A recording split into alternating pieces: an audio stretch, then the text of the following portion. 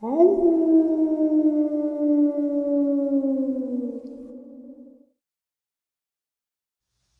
and salutations, everyone. I hope everyone is doing well and welcome to this night ending bonus.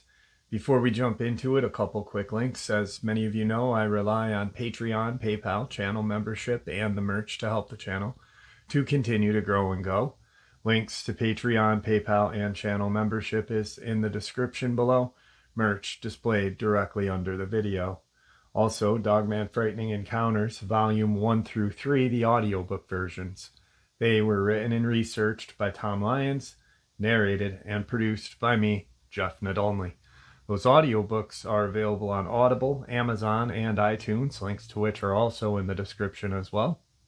And finally, last but definitely not least, if you'd really like to help support this channel to continue to grow and go, simply subscribe. It does not cost a cent. Click that like button, takes half a second. If you don't want to miss out on any of the informative uploads that I put out daily, click the bell icon. And folks, please leave a comment and share the video. Why? Well, because all of these things really do help the channel to continue to grow and go. They definitely do matter, and they are appreciated. And now, everyone, I have taken far too much of your time. Let's jump in to today's night-ending bonus upload, shall we? James Schnabel tells the story of the United States intelligence community's involvement in a controversial issue of psychic spying that largely began in the early to mid-70s. Commenting on the skills of a talented remote viewer in relation to the matters of UFO nature, one Pat Price. Schnabel noted Price was of the opinion that Alaska's Mount Hayes, the jewel of the glacial range northeast of Anchorage, housed one of the aliens' largest bases. According to Pat Price, the aliens that lived deep inside of Mount Hayes were very human-looking, differing only in their heart, lungs, blood, and eyes. Ominously, he adds that these aliens use thought transfer for motor control of us. Price added, the site has also been responsible for strange activity and malfunction of the United States and Soviet space objects. Rather notably, despite the controversial nature of this, we find that the United States military took a great deal of interest in tales of UFO activity in Alaska in the formative years of the subject. For example, formerly classified FBI files tell of startling UFO encounters in Alaska in the period of 1947 through 1950. It was in August of 1947 that a highly impressive account of a UFO incident involving two serving members of the military was supplied to the FBI in Anchorage. The report began, "This is to advise that two Army officers reported to the office of the Director of Intelligence Headquarters, Alaskan Department, at Fort Richardson, Alaska, that they had witnessed an object passing through the air at a tremendous rate of speed, which could not be judged as to miles per hour. According to the official report, the UFO was initially sighted by only one of the two officers, but he soon alerted his colleague to the strange sight. The object appeared to be shaped like a sphere and did not give the impression of being saucer-like or comparable to a disc. The first officer stated that it would be impossible to give minute details concerning the object, but that it appeared to be approximately 2 or 3 feet in diameter and did not leave any vapor trail in the sky. Experienced officer that he was, in his first attempt to gauge the altitude of the object and from a comparison with cloud formations in the area, he determined that whatever the nature of the mysterious sphere, it was cruising at a height of more than 10,000 feet. And it should be noted that to be at such a height and still visible, in all probability the UFO must have exceeded by the wide margin the initial size estimate of 2 to 3 feet. When questioned, the second officer gave a substantially similar account. the only marked difference being that in his opinion he considered the object to have been approximately 10 feet in diameter and compared to it, half the size of a full moon on an ordinary night. This discrepancy in size was apparently due to the fact that the second officer believed the UFO was more likely to have been at the height of 3,000 to 4,000 feet rather than the altitude of 10,000 feet, as had been suggested by his colleague. The difference of opinion over the altitude and size of the object may or may not have been significant. The important factor, however, was that both officers agreed some type of anomalous object most definitely had been seen. And as the report concluded, the second officer pointed out that one of the remarkable features of this report was that it was definitely traveling against the wind. Shortly afterward, the FBI office at Anchorage reported to the Bureau Director, J. Edgar Hoover, that we have been able to locate a flyer who observed some flying object near Bethel, Alaska, in July of 1947. The report to Hoover continued. The pilot relayed that the occasion of seeing the flying object near Bethel was on a July day, when the sky was completely clear of clouds, and it being during the early part, it was daylight the entire night.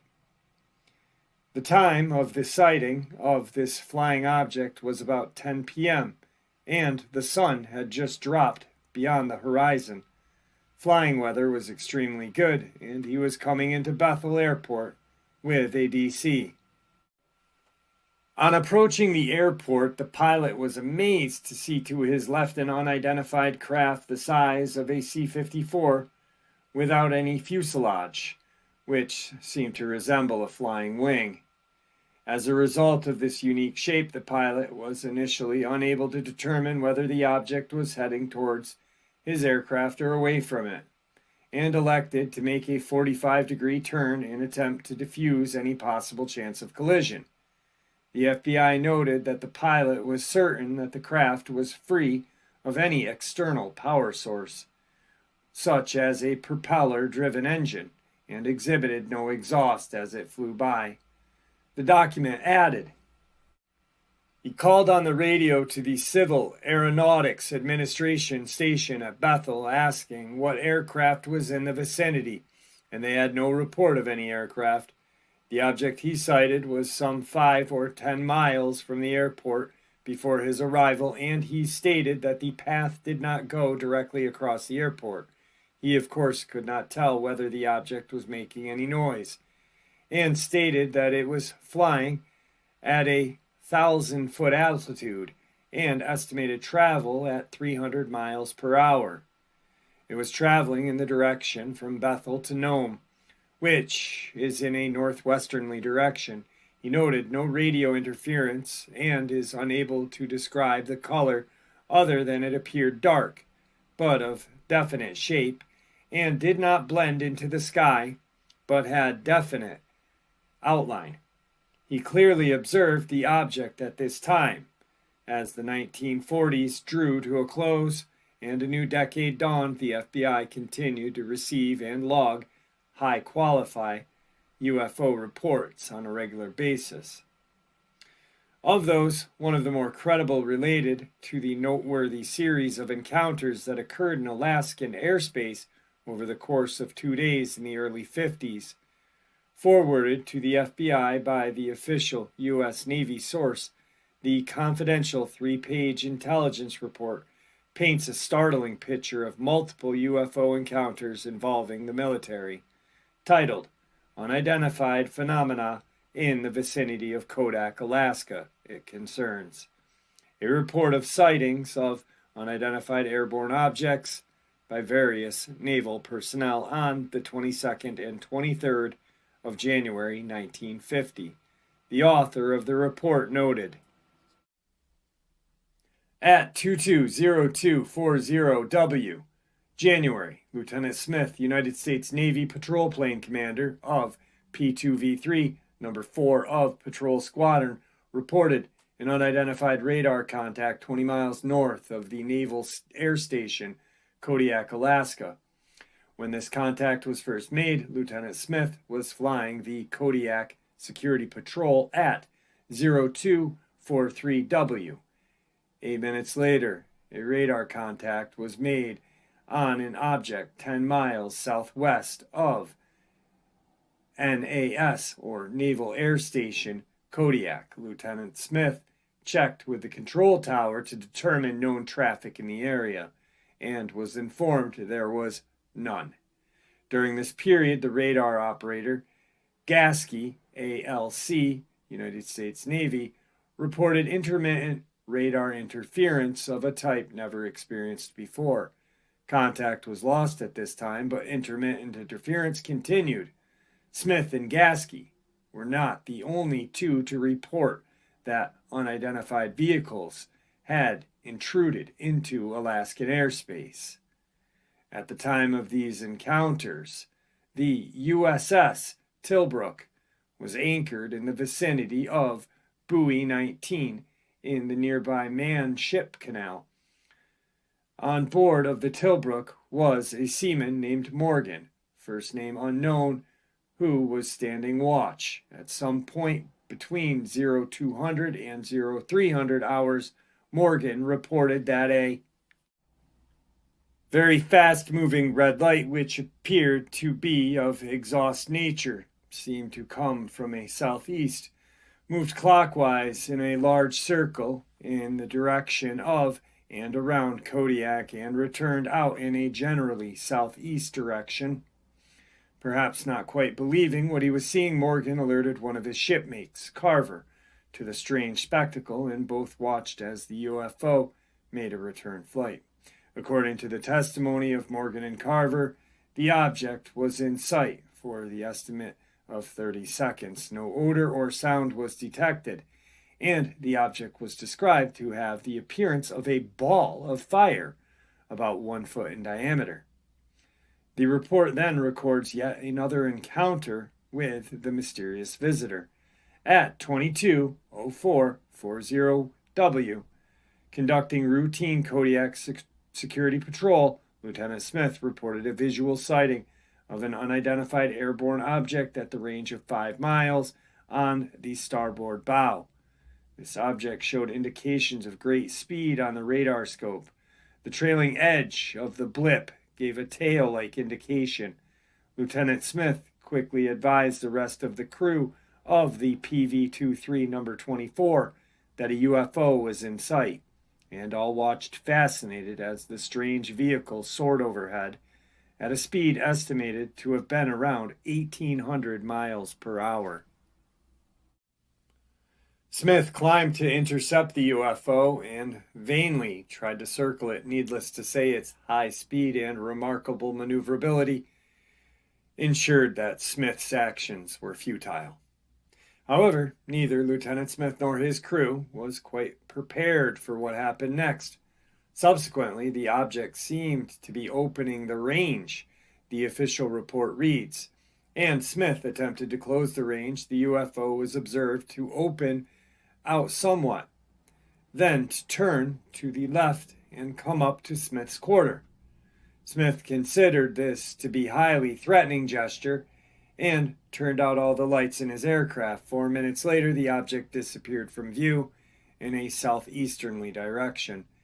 At 0435 hours on the following day, Lieutenants Barco and Cusser of Patrol Squadron 1 were conducting the Kodiak Security Patrol when they too sighted an unidentified aerial vehicle. At the time of their encounter, the aircraft in which the officers were flying was approximately 62 miles south of Kodiak. For 10 minutes, Barco and Cusser, along with the pilot, Captain Paulson, watched stunned as a mysterious object twisted and turned in the Alaskan sky. An assessment of these reports read thus. Number 1, to Lieutenant Smith and crew, it appeared as 2 orange lights rotating about a common center like two jet aircraft making slow rolls in a tight formation. It had a wide speed range. 2. To Morgan and Carver, it appeared as a reddish-orange ball of fire, about 1 foot in diameter, traveling at a high rate of speed. Number 3. To Cusser, Barco, and Paulson, it appeared to be pulsating orange-yellow projectile-shaped flame with regular periods of pulsation on a 3 to 5 seconds. Later, as the object increased the range, the pulsations appeared to increase to on 7 or 8 seconds and off 7 and 8 seconds. The final comment on the encounters reads, in view of the fact that no weather balloons were known to have been released with any reasonable time before the sightings, it appears that the object or objects were not balloons. If not balloons, the objects must be regarded as a phenomena, possible meteorites, the exact nature of which could not be determined by this office. The meteorite theory for this series of encounters is particularly puzzling.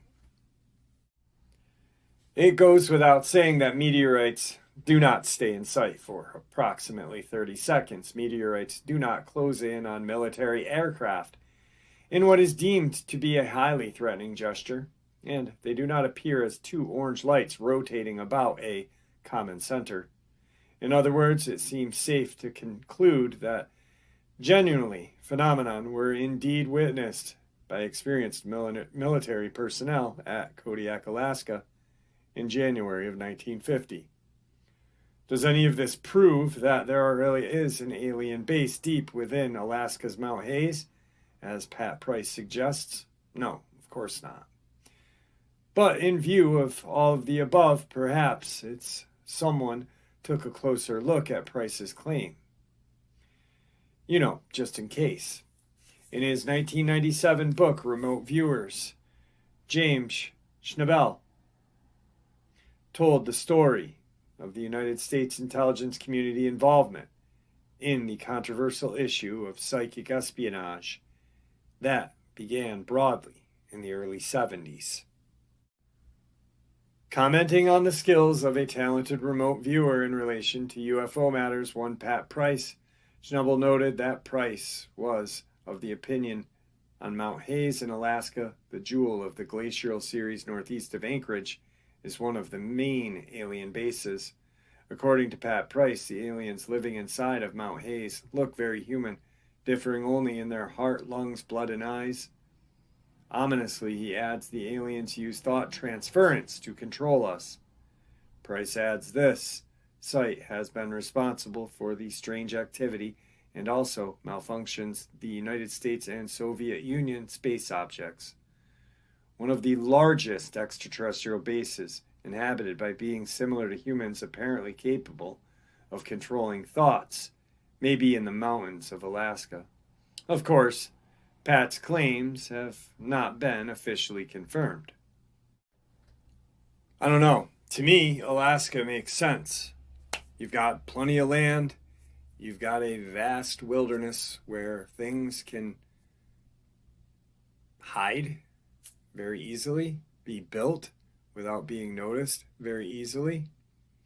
Also, if we look at the amount of persons that mysteriously disappear in Alaska every year.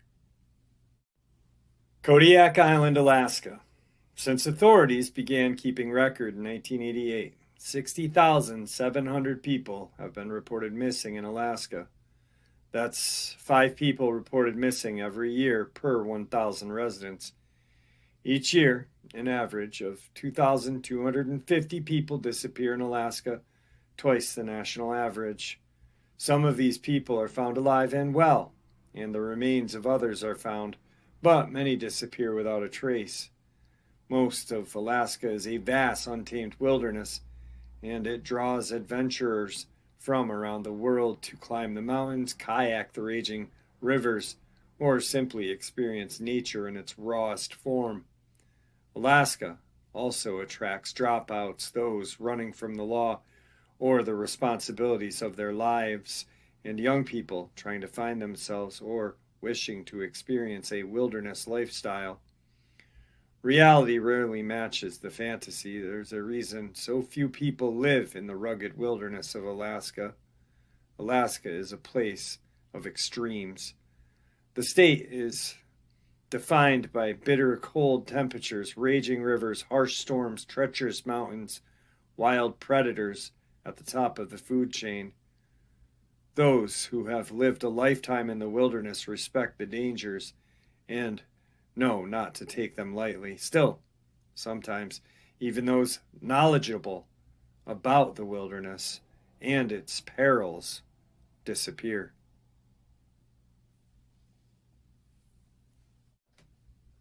So yeah, to me it sounds like the most idealistic place.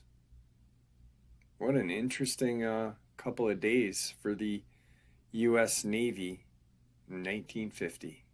And there you have it, folks. I do hope you all enjoyed this night ending bonus as much as I enjoyed sharing it with you. I'd like to thank you for supporting the channel.